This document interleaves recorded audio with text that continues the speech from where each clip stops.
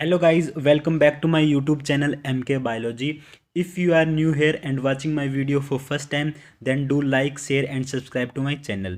तो guys, previous lecture में हमने basics of developmental biology start किया था. ठीक है, हमारी डेवलपमेंटल बायोलॉजी जो 5th यूनिट है हमने उसको प्रीवियस लेक्चर से स्टार्ट कर दिया था. ओके, तो उसमें हमने पढ़ा था डेवलपमेंट पढ़ी थी हमने. फिर हमने सेल पोटेंशियल के बारे में जाना था.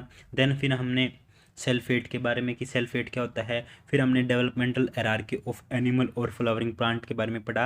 और लास्ट में हमने पढ़ा था कमिटमेंट के बारे में. ठीक है, आज के इस लेक्चर में हम पढ़ेंगे मैकेनिज्म ऑफ डेवलपमेंटल कमिटमेंट.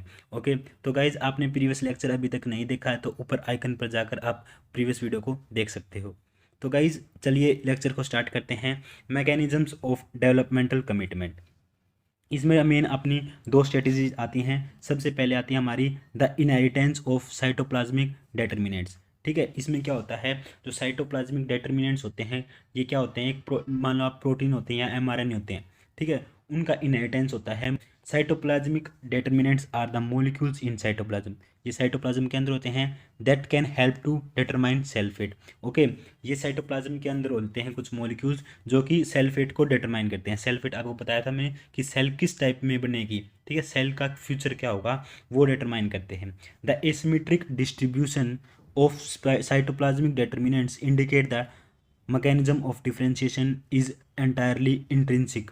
ठीक है, जो साइटोप्लाज्मिक डेटर्मिनेंट्स हैं वो क्या है, साइटोप्लाज्म में एसिमेट्रिकली डिस्ट्रीब्यूशन होता है उनका, कहीं कहीं पे प्रेजेंट होते हैं. तो वो क्या है, एक इंट्रिंसिक मैकेनिज्म है. ठीक है, वो क्या शो कर रहा है कि वो इंट्रिंसिक मैकेनिज्म है. ओके, जैसे देखते हैं इसका example. If a mother cell contains cytoplasmic determinants. ठीक है, अगर मदर सेल में साइटोप्लाज्मिक डेटर्मिनेंट्स हैं, ठीक है, वो क्या है, किसी एक पोल पर प्रेजेंट है. ठीक है, as the cell undergo division, जैसे कि सेल हमारी डिवाइड होगी, that determinants will be inherited by only one of the daughter. ठीक है, तो वो जो साइटोप्लाज्मिक हमारे डेटर्मिनेंट्स हैं, ठीक है, उन वो क्या है, हमारी कोई सी भी एक डॉटर सेल में क्या होगी, ट्रांसमिट होगी, इनहेरिट होगी. ठीक है, जैसे कि आप डायग्राम में देख सकते हो, ये आपकी क्या है, मदर सेल है. मदर सेल के अंदर आपका क्या है, डेटर्मिनेंट है. ठीक है, साइटोप्लाज्मिक डेटर्मिनेंट है. यहाँ पे क्या हुआ, जो आपके ये दो दो ऑफस्प्रिंग है, इसमें से आपकी ये डॉटर होगी ना, जो उसके अंदर आपका क्या होगा, ये साइटोप्लाज्मिक डेटर्मिनेंट्स शो होंगे. ओके, तो इस सेल का और इस सेल का सेल फेट क्या होगा, जो फेट है वो सेम होगा. ओके, आगे देखते हैं. सेकंड मैकेनिज्म आता है हमारा द परसेप्शन ऑफ सिग्नल्स. ठीक है, इसमें मेन क्या है, हमारे इंडक्शन होता है इंडक्टिव सिग्नल्स के थ्रू. ठीक है, इसमें एक्सटर्नल इंडक्टिव सिग्नल्स के थ्रू क्या है, कोई भी सेल कमिट होती है. ठीक है, वो उसका फेट डिसाइड होता है. ठीक है, the process where one cell और group of cell changes development fate of another is termed as induction. इसमें क्या होता है, मान लो कोई भी सेल है, ठीक है, वो क्या करेगी, अपने सराउंडिंग सेल्स को भी चेंज कर देगी, उनके फेट को चेंज कर देगी. ओके, इसको हम क्या कहते हैं, इंडक्शन कहते हैं. प्रीवियस हमने जो हमारा इससे पहले वाला जो मेथड था, मैकेनिज्म था, उसमें हमारे क्या थे, साइटोप्लाज्मिक डेटर्मिनेंट्स थे जो कि हमारे इंट्रिंसिक थे. ठीक है, इंट्रिंसिक थे. ठीक है, इसमें क्या, उसमें क्या होता था, साइटोप्लाज्मिक डेटर्मिनेंट इनहेरिट होते थे, तब क्या होता है, सेल का फेट डिसाइड होता था. यहाँ पे क्या है, एक्सटर्नल इंडक्टिव सिग्नल्स होंगे. ठीक है, जो भी क्या है, हमारी सेल इन इंडक्टिव सिग्नल्स से एक्सपोज होगी, वो क्या होगा, फिर उसका सेल फेट डिसाइड होगा. ठीक है, आगे देखते हैं.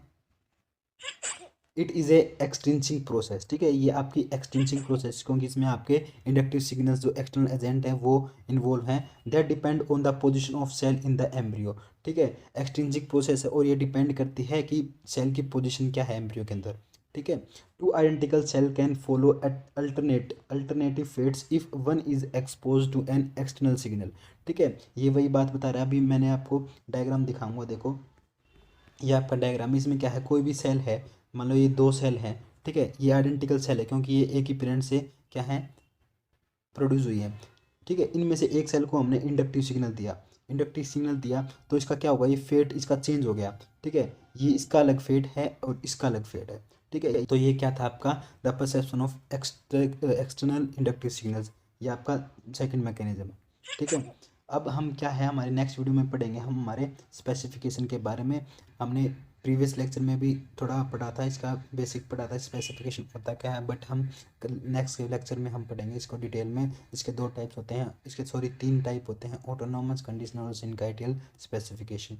ठीक है, आई होप आपको आज की वीडियो पसंद आई होगी। ठीक है, तो चैनल को सब्सक्राइब कर देना, वीडियो को शेयर कर देना। मिलते हैं हमारे नेक्स्ट वीडियो के अंदर। Thanks for watching my video.